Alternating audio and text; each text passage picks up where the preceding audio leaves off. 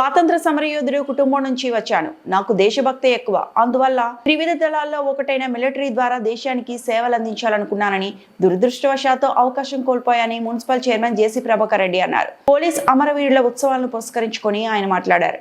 మా నాన్న స్వాతంత్ర సమరయోధుడు. దేశం కోసం, దేశ ప్రజల స్వాతంత్రం కోసం తన భార్య పిల్లలైన మమ్మలను వదిలి 7 సంవత్సరాల దూరంగా ఉన్నాడని గుర్తు చేసుకున్నారు.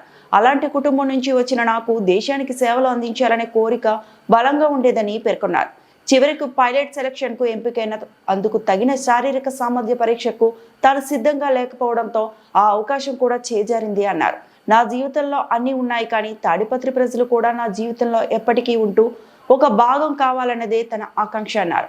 తాడిపత్రి బాగు కోసం తాడిపత్రిని అగ్రస్థానంలో ప్రపంచ పటంలో నేలపాలన తపనతోనే ట్రాఫిక్ ఇతరత్ర వాటిపై దృష్టి సారించారని, అందులో భాగంగా కొందరు వ్యాపారస్తులు వాహనదారులకు ఇబ్బందులు ఎదురైనా వాటిని ఆచరించక తప్పదన్నారు. ఈ విషయాలను తాడిపత్రి ప్రజలు నిత్యం గుర్తించుకొని అందుకు సహకరించాలని ఆయన కోరుతూ పోలీసులు అమరవీరులకు జోహార్లు అర్పించారు.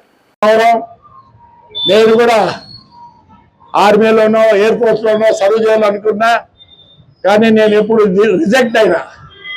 ఎందుకంటే పైలట్గా అంతా అయినాను, నా కాళ్ళు సొట్టగా ఉంటాయని చెప్పి నన్ను రిజెక్ట్ చేసినారు. నాకు కూడా ఉండింది, నాకంతా ఇంత దేశభక్తి. ఎందుకంటే నేను దేశభక్తి కొడుకునే.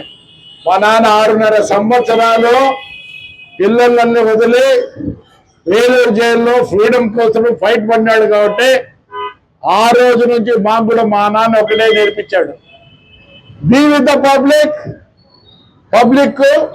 అరెస్ట్ చేయొద్దండి, పబ్లిక్ ని బాగా చూసుకోండి. నిజంగా చెప్తున్నా, ఇందాక అమ్మాయి చెప్పింది, ఎస్ అన్నీ ఉన్నాయి నాకే. మీరు లేకపోతే నేను లేను, నాకు అన్నీ ఉన్నాయి. మీరు లేకపోతే నేను లేను. హైర్నిసలు మీ కూడా పనిచేస్తా. నా తాడిపత్రిని, నా తాడిపత్రి కాన్స్టిట్యూన్సీని నంబర్ 1 గా చేయాలనే ఉద్దేశం నాకుంది. కానీ ప్రజలు కూడా మంచోళ్ళు. పోయినసారి కన్యాకుమారి కుప్పం నుంచి ఇచ్చాపురం వరకు ఒక్కరిని గెలిపిలే, వీరు నన్ను గెలిపించినారు. ఎందుకు? నా మీద నమ్మకంతో. మీకు ఓము చేయను, కొందరిని కష్టపెడతా.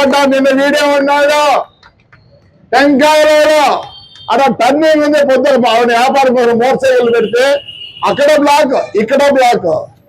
అరే నాయనా, నీకు తెలియని బాధ నాకు తెలుసు. నువ్వు 300 రూపాయలు ఇంటికి తీసుకెళ్తేనే 2 పూటలు కాదు 3 పూటలు తింటా ఉన్నారు. నేనంత ద్రోహుడు కాదు, బట్ ట్రాఫిక్ అన్ని విధాలు చూసుకోవాలి. నువ్వు మంచి సెంటర్లో ఉన్నావు, నువ్వేమనుకుంటావు? నేను ఎంత బాధపడినానో నాకు తెలుసు. నువ్వేమన్నావు? నా కాలు ముక్తా ఉన్నావు. మరి నేనేమన్నా? నువ్వు మోటార్ సైకిల్ పెట్టేది నేను నీ కాలు ముక్తా ఉన్నా. వాడిని ఎమ్మడి పడ్డావు, రా రైట్ ఉంటే రా ఎవరినో రేయండి. ముక్కేదానికి ఎంత దూరం పరిగెత్తినాను. ఎందుకో ఆ మోటార్ సైకిల్ పెట్టేద్దు, వద్దు నా కాలు ముక్తాను అంటాడు. నా కాలు, నేను నీ కాలు ముక్తా ఏమవుతుంది? కాలు ముక్త ఏమైనా అవుతుందా? నేను బాధపడినంత బాధ ఎవరు పడి ఉండరు. పండగ రోజు నేను మూపించిన బాధ నాకు తెలుసు. తెల్లవారుతో అడిగిన, ఫోన్ చేసి శిలాస్కి 5:30కే, అరే వాడిని ఏం చేసినారు రా? లేదు తెరుచుకోమన్నాడులే, తెరుచుకుంటాడులే అన్నాడు. నాకేమో నీతో కష్టం? మాకేం కష్టం నీతో అంటే? నువ్వు అది కూడా చేయడం అంటే నీ ఉద్యోగం నీ పనేనా? అలా మోటార్ సైకిల్ పెడితే ఏమవుతుంది? నీకు అదే పని రాడ్ వేయించినారా లేదా? మరి ఎందుకు నువ్వు చేసినావు? నిన్నంతా నన్ను తిట్టుకుంటావు, కానీ నిన్నంతా నేనంతా ఎంత బాధపడ్డా నాకు తెలుసు. చెబితే వినండి దయచేసి. నేను ఎవరికి శత్రువు కాదు. నేను ఇట్లా పోతా ఆ కుళ్ళిన కాయలు అమ్ముకుంటాండి. నేను 100 రూపాయలు ఇచ్చిపోతా. నేను 100 రూపాయలు కష్టపడితే 300 వస్తే ఆ ఇంట్లో భూ తింటారు. నేను రాసేసింది కాదు. నాకున్నంత ఇదో మీకు తెలియదు. వాడు పండగ చేసుకోలేదు, పండగ రోజు బాగా జరుగుతుంది, బాధపడి రాత్రే చెప్పిన, అరే శిలాస్ వాడిని పోయి అంగడి ఓపెన్ చెప్పాడు, చెప్పినాంలే ఓపెన్ చేసుకుంటాడులే. అది కాలు పట్టుకుంటారు, నేను పట్టుకుంటా పట్టండి.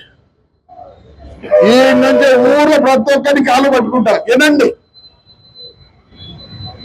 ఆ టర్నింగ్ లో రోజు అది ఒక పెద్ద ఇది. నువ్వు మోటార్ సైకిల్ పడితే ఇటు వరకు వస్తా, ఆ బస్సు నిలబడతా, అది నిలబడతా, ఇది నిలబడుతుంది. నీకు కావట్లేదా? రైట్. మరి ఒకసారి అమర వీరులకు, అమర వీరులకు, అమర వీరులకు. చెప్పరా? థ్యాంక్స్.